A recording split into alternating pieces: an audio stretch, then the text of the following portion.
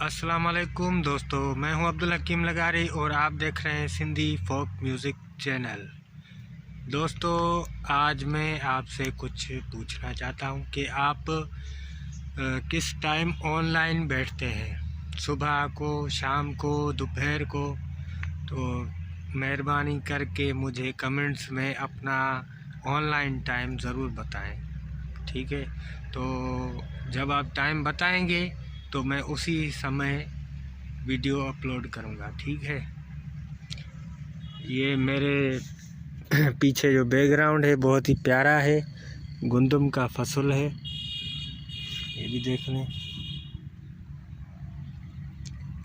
इंशाल्लाह सब दोस्तों से कमेंट्स में जवाब ज़रूर मिलेगा मुझे। फसल बहुत अच्छी हुई है।